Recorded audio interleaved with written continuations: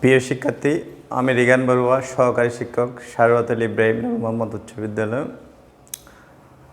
আজকে আমাদের সাবজেক্টিভ বিষয় হচ্ছে পদার্থের গঠন, সপ্তম শ্রেণী। আজকে আমরা পৃথিবী কীভাবে পদার্থ সৃষ্টি হয়, পদার্থের ফলে কীভাবে নতুন নতুন বস্তু সৃষ্টি হচ্ছে, নতুন নতুন পদার্থ ধ্বংস হচ্ছে, একটা পদার্থ থেকে কীভাবে অন্য একটা পদার্থে রূপান্তরিত হচ্ছে, সে বিষয়ে আজকে আমরা জানব। অর্থাৎ পদার্থের রূপান্তর। আমরা প্রতিনিয়ত যখন আমরা সকালে ঘুম থেকে উঠি, তখন আমরা পানি দিয়ে মুখ ধুই। তারপর কিছুক্ষণ পর আমরা বিভিন্ন কাচের প্লেট অথবা পিতলের প্লেটে করে আমরা নাস্তা করি। তারপর আমরা বিভিন্ন সকালের পানীয় হিসাবে চিনি, শরবত এবং বিভিন্ন কিছু পান করি। এই পদার্থ, এখানে এক একটা পদার্থ এক এক রকম কেন? আমাদের প্রতিনিয়ত আমাদের প্রশ্ন জাগে, পৃথিবীতে এক একটা বস্তুর স্ট্রাকচার এক এক রকম কেন? এর উত্তর বিজ্ঞানের উত্তর দিছে হচ্ছে কি, পদার্থ হচ্ছে বিভিন্ন কণা সদৃশ ক্ষুদ্রতর কণা দিয়ে গঠিত। এক একটা কণা আকার এক এক রকম। সেটা খ্রিস্টপূর্ব 400 বছর আগে পদার্থের গঠন সম্পর্কে গ্রিক বিজ্ঞানীরা গবেষণা করেছিল। এখন আমরা অনেকটা জানতে পেরেছি পদার্থ কীভাবে গঠিত হয়, পদার্থের ক্লাস, একটা পদার্থ থেকে একটা পদার্থ কীভাবে রূপান্তরিত হয়, সেই বিষয়গুলো আমরা আজকে বিজ্ঞানের বৌদুলতে জানতে পেরেছি। পদার্থের গঠন অনুযায়ী পৃথিবীতে প্রাপ্ত পদার্থকে সাধারণত আমরা দুই ভাগে ভাগ করি। একটা হচ্ছে মৌলিক পদার্থ আর একটা হচ্ছে যৌগিক পদার্থ। আমরা যদি মৌলিক পদার্থের সংজ্ঞা নিই, যেই সকল পদার্থকে বাংলা বা বিশ্লেষণ করলে ওই পদার্থ ব্যতীত অন্য কোনো পদার্থ পাওয়া যায় না, সেগুলো হচ্ছে মৌলিক পদার্থ। পদার্থের প্রকার: এক, মৌলিক পদার্থ।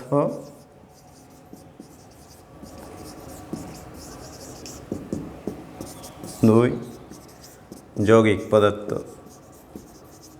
পদার্থ প্রধানত দুই প্রকার, একটা হচ্ছে মৌলিক পদার্থ, একটা হচ্ছে কি যৌগিক পদার্থ। সাধারণত মিশ্র পদার্থ নামে একটা পদার্থ আছে, সেটা সম্পর্কে আমরা পরে উচ্চতর ক্লাসে গিয়ে আমরা সেটা সম্পর্কে ধারণা নিব। আজকে আমরা আমাদের শ্রেণী অনুযায়ী আমরা প্রধানত দুইটা পদার্থ সম্পর্কে জানব। একটা হচ্ছে মৌলিক পদার্থ, একটা হচ্ছে যৌগিক পদার্থ। মৌলিক পদার্থ কি? অর্থাৎ যেই পদার্থ কি বাংলা বা বিশ্লেষণ করলে ওই পদার্থ ছাড়া অন্য কোনো পদার্থ পাওয়া যায় না, সেটা হচ্ছে মৌলিক পদার্থ।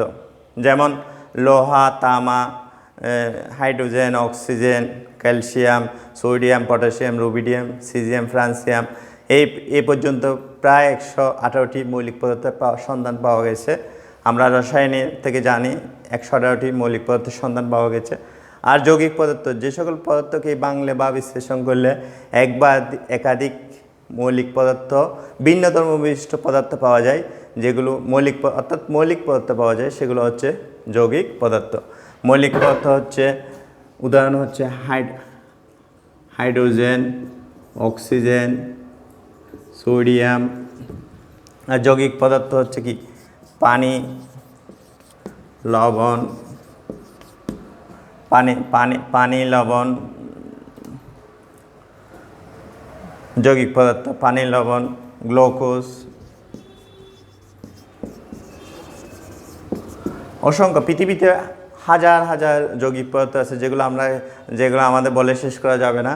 কিন্তু মৌলিক পদার্থ এবং যৌগিক পদার্থের মধ্যে পার্থক্য হচ্ছে, মৌলিক পদার্থকে বাংলায় শুধুমাত্র বিশ্লেষণ করলে মৌলিক পদার্থ পাওয়া যায়, যৌগিক পদার্থকে বিশ্লেষণ করলে মৌলিক পদার্থ পাওয়া যায়। অর্থাৎ আমরা যে কোনো পদার্থকে আমরা কীভাবে জানার জন্য আমাদের অবশ্যই পদার্থগুলোকে আমাকে কী করতে হবে, বিশ্লেষণ করতে হবে। যেমন আমরা আমাদের শরীরকে বিশ্লেষণ করলে আমাদের শরীরের বিভিন্ন অঙ্গ প্রত্যঙ্গ সম্পর্কে আমরা যেমন সম্যক ধারণা লাভ করতে পারি, সেই রকম পদার্থকে যদি আমরা বিশ্লেষণ করি, এই পদার্থকে আমরা পদার্থ সম্পর্কে সঠিক ধারণা লাভ করতে পারব। ধরা যাক এক খণ্ড লোহার টুকরা,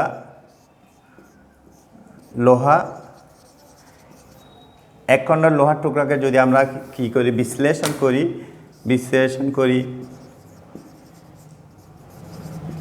লোহাকে বিশ্লেষণ করতে করতে করতে এমন এক পর্যায়ে চলে যাবে লোহার ক্ষুদ্র ক্ষুদ্র আর বিশ্লেষণ করা যাবে না।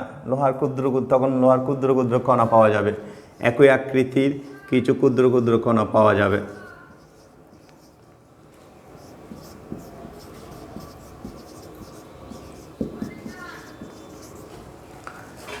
তাহলে এই লোহাকে বিশ্লেষণ করলে এই লোহার একই আকৃতির ক্ষুদ্র ক্ষুদ্র কণা পাওয়া যাচ্ছে। তাহলে এই গ্রিক দার্শনিক ডেমোক্রিটাস সর্বপ্রথম এই ক্ষুদ্রতম কণার নাম দেন পরমাণু, অ্যাটম অর্থ, যার বাংলা অর্থ হচ্ছে অ্যাটম অর্থ পরমাণু। অর্থাৎ অ্যাটম গ্রিক শব্দ অ্যাটমাস শব্দ থেকে এসেছে। অ্যাটমাস শব্দ হচ্ছে যাকে আর বিশ্লেষণ করা যাবে না, যাকে আর ভাঙা যাবে না। কিন্তু আধুনিক রসায়নে আমরা আরও জেনেছি যে অ্যাটমকে বিশ্লেষণ করা যায়। অর্থাৎ অ্যাটমকে যদি আমরা ভাঙি, ইলেকট্রন, অ্যাটম অর্থাৎ পরমাণুকে ভাঙলে ইলেকট্রন, প্রোটন, নিউট্রন পাওয়া যায়। যেটা আমরা তোমরা যখন ক্লাস 9-এ চলে যাবে তখন তোমরা বুঝতে পারবে পরমাণু বিশ্লেষণ করা যায়। সেটা আমরা ততদূর যাচ্ছি না। আমরা যে লোহাকে যখন বিশ্লেষণ করব, লোহার ক্ষুদ্রতম একই আকৃতির ক্ষুদ্রতম কণা পাওয়া যাচ্ছে। এখানে সব কণিকাগুলো প্রায় সেম, একই আকৃতির। অর্থাৎ এদের সবার ধর্ম একই, এরা সকলে একই বল বিশিষ্ট। অর্থাৎ তাহলে একই আকৃতির যেহেতু কণা পাওয়া যাচ্ছে, তাহলে লোহাটা হচ্ছে কি মৌলিক পদার্থ। অর্থাৎ যে পদার্থকে ভাঙলে বা বিশ্লেষণ করলে ওই পদার্থ ছাড়া অন্য কোনো পদার্থ পাওয়া যায় না, সেটা হচ্ছে মৌলিক পদার্থ। এগুলোকে আমরা বলতে পারি লোহার ক্ষুদ্রতম কণিকা। এটা গ্রিক বিজ্ঞানী ডেমোক্রিটাস সর্বপ্রথম খ্রিস্টপূর্বে 400 অব্দে সর্বপ্রথম বলেছিলেন এই ক্ষুদ্রতম কণিকার নাম হচ্ছে পরমাণু, অর্থাৎ অবিভাজ্য কণিকা, অর্থাৎ অ্যাটমাস। গ্রিক শব্দ অ্যাটমাস থেকে এসেছে, যার বাংলা অর্থ হচ্ছে কি অবিভাজ্য। অবিভাজ্য মানে কি যাকে আর বিভাজ্য করা যায় না। পরে যদিও এটা সংশোধন করছে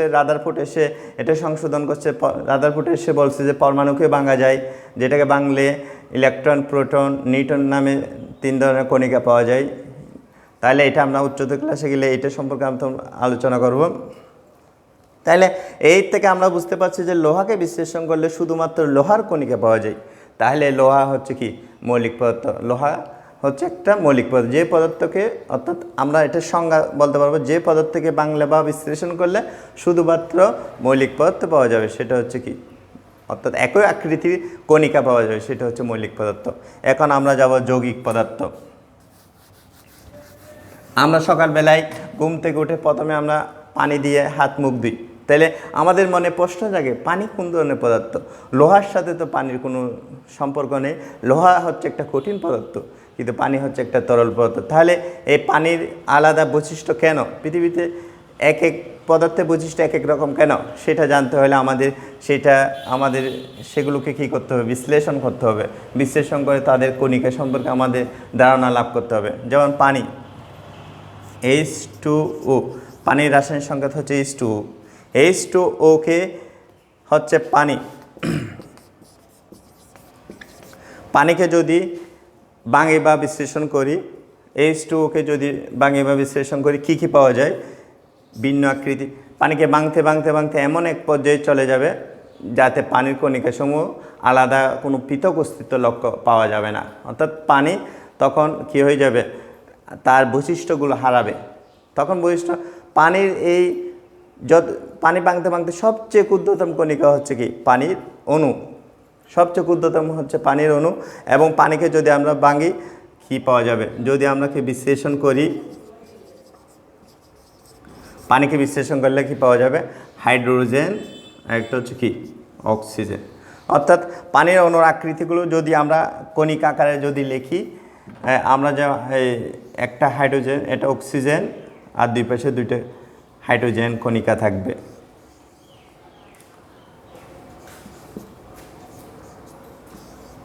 অর্থাৎ পানিকে যদি আমরা বিশ্লেষণ করি, এর দুই পাশে 2টা হাইড্রোজেন পরমাণু, একটা হচ্ছে অক্সিজেন পরমাণু পাওয়া যাবে। আমরা এর আগে থেকে জানছি যে হাইড্রোজেন, অক্সিজেন হচ্ছে পরমাণু। তাইলে কোনো পদার্থকে যদি ভাঙলে বা বিশ্লেষণ করলে এক বা একাধিক মৌলিক পদার্থ পাওয়া যায়, তাকে বলা হয় যৌগিক পদার্থ।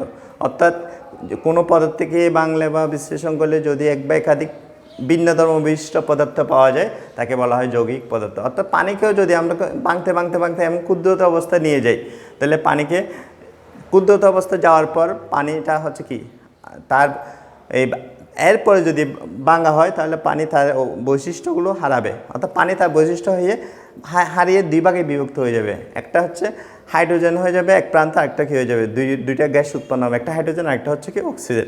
এখানে হাইড্রোজেন এবং অক্সিজেন হচ্ছে দুইটা পদার্থ ভিন্নতম বিশিষ্ট পদার্থ। যেহেতু অক্সিজেনের বৈশিষ্ট্য একরকম, হাইড্রোজেনের বৈশিষ্ট্য ভিন্ন রকম, তাইলে আমরা জানি এক বা একাধিক পদার্থকে বিশ্লেষণ করে যদি ভিন্ন ধর্ম বিশিষ্ট পদার্থ পাওয়া যায় সেটা হচ্ছে কি যৌগিক পদার্থ। তাইলে আমরা এর থেকে বলা যায় পানি একটা হচ্ছে যৌগিক পদার্থ। এখান থেকে চিত্র থেকে বোঝা যাচ্ছে যে হাইড্রোজেনের আকৃতি অক্সিজেনের আকৃতি হচ্ছে ভিন্ন রকম। হাইড্রোজেনের বৈশিষ্ট্য অক্সিজেন বৈশিষ্ট্য ভিন্ন। হাইড্রোজেন একটা মৌলিক পদার্থ, অক্সিজেন একটা মৌলিক পদার্থ। এরা এবং প্রকৃতিতে এরা গ্যাসীয় অবস্থায় থাকে, অর্থাৎ এরা প্রকৃতিতে গ্যাসীয় অবস্থায় পাওয়া যায়। এদেরকে আলাদা বৈশিষ্ট্য বিদ্যমান। অক্সিজেন আমাদের শ্বাস প্রশ্বাসে সাহায্য করে, আমরা অক্সিজেন শ্বাসের সাহায্যে আমাদের শরীরে বিভিন্ন রাসায়নিক ক্রিয়ায় সাহায্য করে।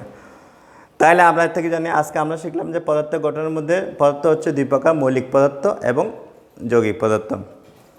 তাহলে মৌলিক পদার্থের কণিকাসমূহকে মৌলিক পদার্থ আর যৌগিক পদার্থের মধ্যে সম্পূর্ণ পার্থক্য হচ্ছে মৌলিক পদার্থকে বাংলে শুধুমাত্র মৌলিক পদার্থ পাওয়া যাবে এবং যৌগিক পদার্থ বাংলে মৌলিক পদার্থ পাওয়া যাবে। তাহলে এটা থেকে একটা প্রশ্ন করা যায়, মৌলিক পদার্থ এবং যৌগিক পদার্থের মধ্যে পার্থক্য লিখো। আমরা লিখতে পারি মৌলিক পদার্থ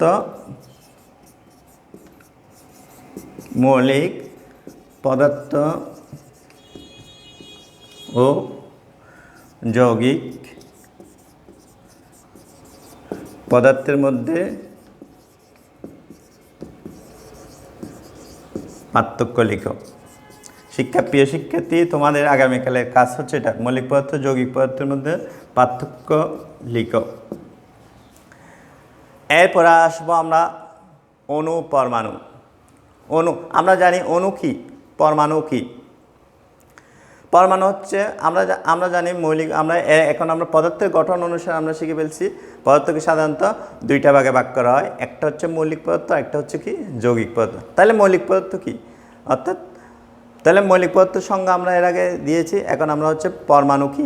পরমাণু হচ্ছে রাসায়নিক কণিকা, অর্থাৎ পদার্থের ক্ষুদ্রতম কণিকা, যেটাকে বাংলে বা বিশ্লেষণ, যেটাকে পদার্থকে যদি মৌলিক পদার্থকে ভাঙতে এমন এক পর্যায়ে নিয়ে যাওয়া হয় যাকে আর ভাঙতে চাইলেও কি ভাঙা যায় না। পদার্থের এই ক্ষুদ্রতম অবিভাজ্য কণিকার নাম হচ্ছে পরমাণু।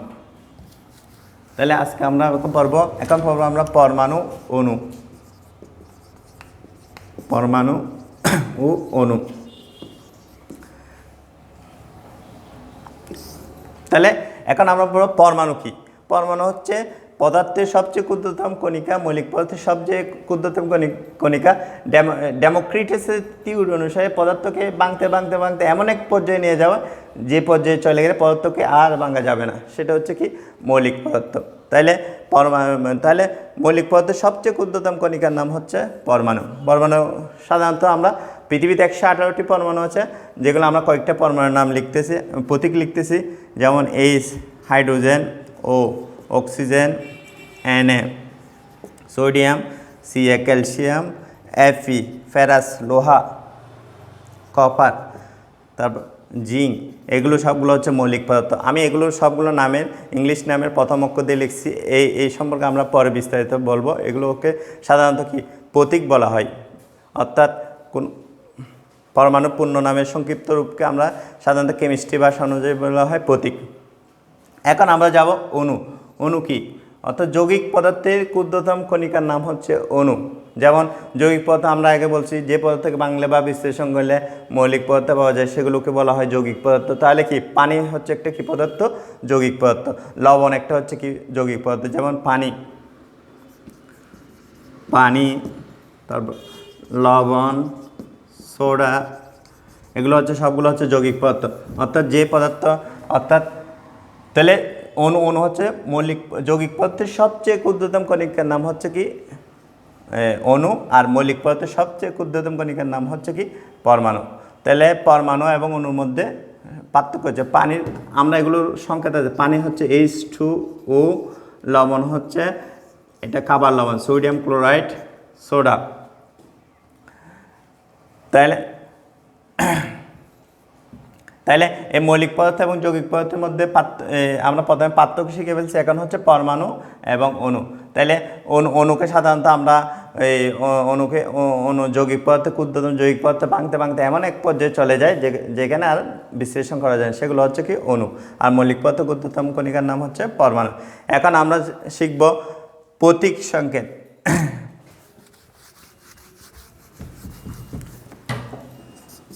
প্রতীক ও সংকেত। প্রতীক কি? প্রতীক আমরা জানি কোনো মৌলের পূর্ণ নামের সংক্ষিপ্ত রূপকে বলা হয় প্রতীক। যেমন একটা মৌলের নাম হাইড্রোজেন, পৃথিবীর প্রথম মূল 1 নম্বর মূল হচ্ছে, আমরা পিরিয়ডিক পর্যায় সারণী মৌলিক পদার্থের মধ্যে 1 নম্বর মূল হচ্ছে হাইড্রোজেন, যার ভর হচ্ছে 1। এটা ইংলিশে লিখলে হচ্ছে হাইড্রোজেন, DROGEN, হাইড্রোজেন। তাহলে হাইড্রোজেনের আমরা আমাদের লেখার সময়, প্রতীক লেখার সময় আমরা সম্পূর্ণ নামটা লিখি না, আমরা শুধুমাত্র H লিখি। হাইড্রোজেনের প্রতীক হচ্ছে H, অর্থাৎ প্রতীক হচ্ছে কোনো মৌলের পূর্ণ নামের সংক্ষিপ্ত রূপকে বলা হয় কি প্রতীক, অর্থাৎ হাইড্রোজেনের প্রতীক হচ্ছে H। এবং অক্সিজেন OXYGEN, অক্সিজেন প্রতীক হচ্ছে O। আবার কিছু কিছু প্রতীক আছে যেগুলো পূর্ণ নাম থেকে আসে, ল্যাটিন নাম থেকে আসে, সোডিয়াম, নেট্রাম, এগুলো হচ্ছে কি Na, অর্থাৎ ল্যাটিন নাম থেকে আসছে, অর্থাৎ কোনো মৌলের পূর্ণ নামের সংক্ষিপ্ত রূপকে বলা হয় প্রতীক। অর্থাৎ প্রতীকগুলো ইংরেজি নামের প্রথম অক্ষর লেখা যায়, আবার ল্যাটিন নামের প্রথম অক্ষর। আবার কিছু প্রতীক 2 অক্ষর লেখা হয়। 2 অক্ষর লেখার নিয়ম হচ্ছে প্রথম অক্ষর বড় হাতের হলে দ্বিতীয় অক্ষর হচ্ছে কি ছোট হাতের, অর্থাৎ প্রথম অক্ষর ক্যাপিটাল লেটার, দ্বিতীয় অক্ষর হচ্ছে কি স্মল লেটার। তাহলে আমরা আজকে শিখলাম প্রতীক কি। এখন সংকেত। সংকেত হচ্ছে যৌগের পূর্ণ নামের সংক্ষিপ্ত রূপকে বলা হয় সংকেত।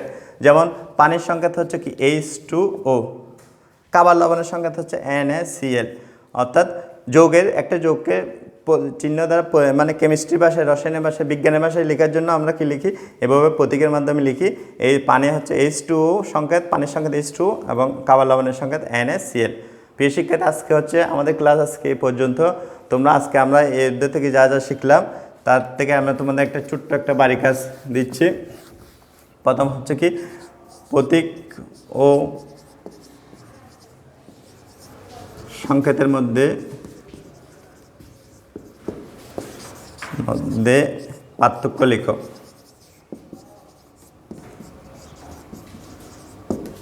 2 মৌলিক ও যৌগিক পদার্থের মধ্যে পার্থক্য লিখো। প্রিয় শিক্ষার্থী, আজকে এই পর্যন্ত। আজকে আমাদের যে ক্লাস, তোমরা ভালো করে রিভিশন দিবে এবং এই প্রবলেমগুলো তোমরা সমস্যার সমাধান করবে। সবাইকে অসংখ্য ধন্যবাদ।